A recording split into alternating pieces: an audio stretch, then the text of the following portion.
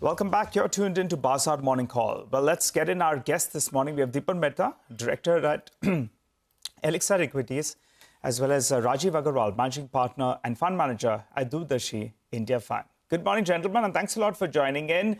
Well, Deepan, you go first. I wanted to get this out of the way because there are a lot of metal companies that have delivered their numbers.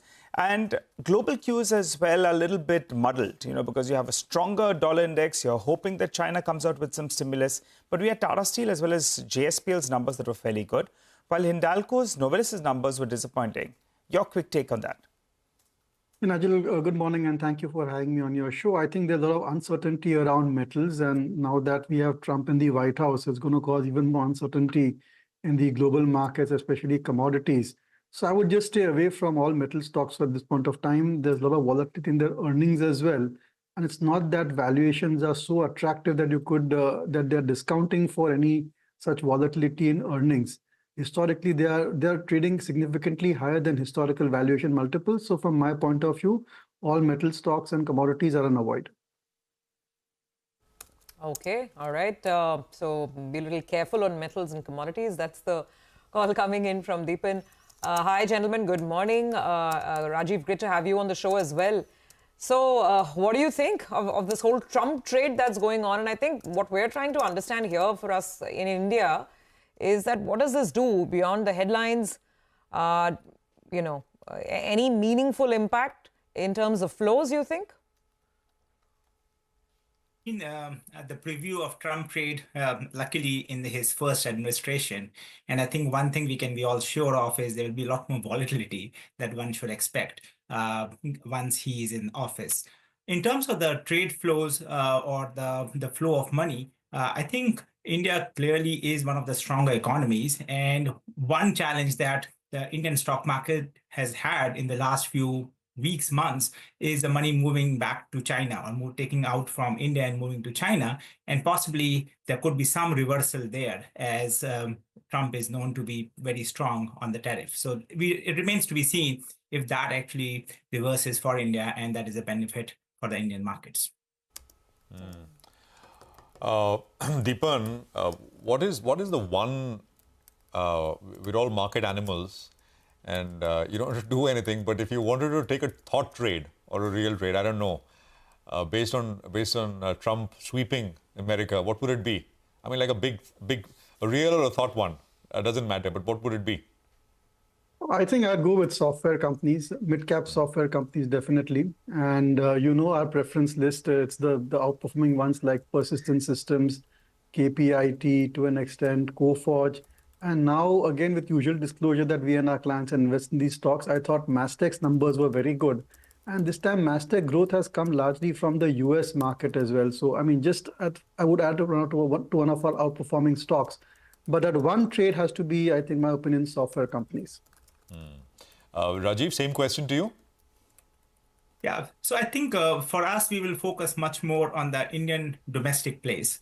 And one area where I think there is a lot of value still is in banking and finance, especially because they have not done well. I know I've been on your show multiple times talking about banking and finance.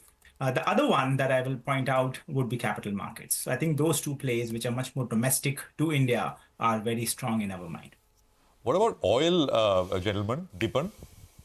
I thought more directly correlated to what his policy pronouncements have been. Drill more, get more oil out of the ground from the US, generally should put a lid on oil prices. Are there any sort of direct plays here? Some have been talking about, these refining stocks, which are down 50, 60% from their highs, oil marketing companies. Any thoughts at all? No, Prashant, I think oil as a fear factor is gradually reducing in our markets, has been so for the past several quarters or so.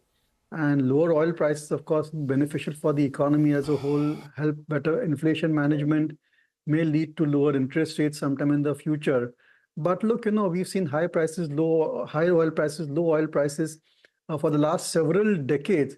But look at the returns which the oil marketing companies have given. So I would just generally avoid it. When it comes to Reliance, I think whatever gains we have seen in the last 3-4 years, they have come more from the non-oil, the non-C2C businesses. So just because we have a change of guard at the US, I don't think that creates any inflection point or trigger for buying oil stocks. But yeah, lower oil prices will certainly benefit another favorite company of ours, usual disclosure, that is Indigo. And that's something, which one can consider if you feel that oil prices are going to be lower over the next few years. Okay, Indigo, that would be a pick. Interesting. Rajeev, I remember our last conversation. Like you said, BFSI is something that you've liked a lot in the past. And I remember we spoke about Manappuram, some of these gold financiers. I think you were studying them at that point in time. I don't know if you went ahead and bought the stock after that or not, because from a regulatory standpoint, it's been a slam dunk, right, with what happened with Asirvad. So I don't know, what's your view now on gold financiers, and if you can tell us about Manappuram in light of the Asirvad issues? Sure. Yeah, so I think Manappuram obviously has been hit hard after they had a restriction on disbursing loans for Asirvad. And I think that is an issue that will definitely be impacting the stock in the short run. I think they recently came out with the Q2 results. That was pretty reasonable. But I think some of the pain might still be further ahead, because as the book runs down, and if they're not able to disburse the loans over the next few months, then they will start seeing a bigger pain there. So what are we doing? I think we own the stock. So that's the usual disclaimers. We are biased. And what we are doing is basically, if we find good valuation, we would be possibly buyers, because what we are thinking of is thinking from a long-term perspective. So I think in the next few quarters, possibly it will be a pain trade, but it can then reverse and be a good trade after that. All right, Rajeev, I wanted your view on this. Overnight you had green energy stocks that took a hard hit. Trump is saying drill, baby, drill. So, you had the solar-related names that sold off big time. In India, we have a few listed companies. The hope was that, modules as well as cells could be exported. What's your view on this theme? I think I do feel that Trump obviously is not a big proponent of renewable energy, but renewable energy still has become so competitive from a price perspective that more and more companies are interested in having renewable energy. So I think from a solar module perspective, clearly we had a company recently come out with an IPO, very successful IPO. So I think there is a possibility that they are able to export more of their solar panels in case there are bigger tariffs on China. At least that is what they're positioning themselves for, and that is a possibility. We are not that big on solar, just for to clarify to your audience.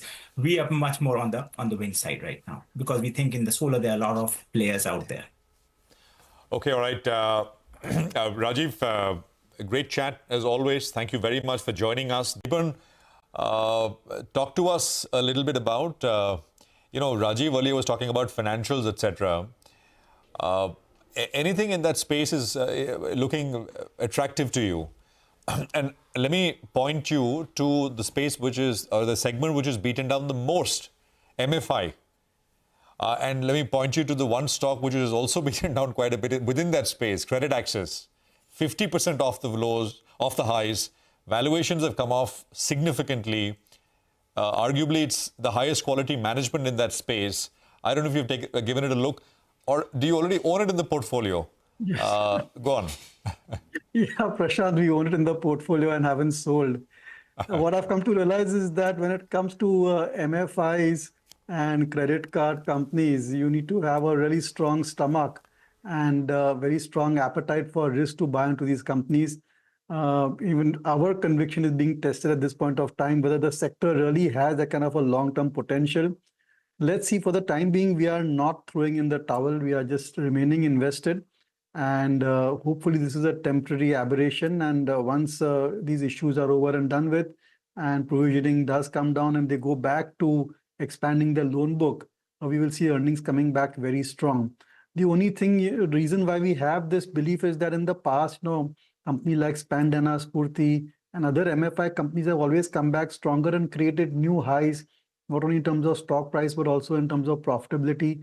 The intrinsic return on equity on a long-term basis is extremely attractive. So let's just wait and watch. I think there's going to be volatility. It's part and parcel of investing in equities, a little bit more in this segment, but there's no denying the fact that it's a high growth segment within the entire banking sector. So I would remain invested.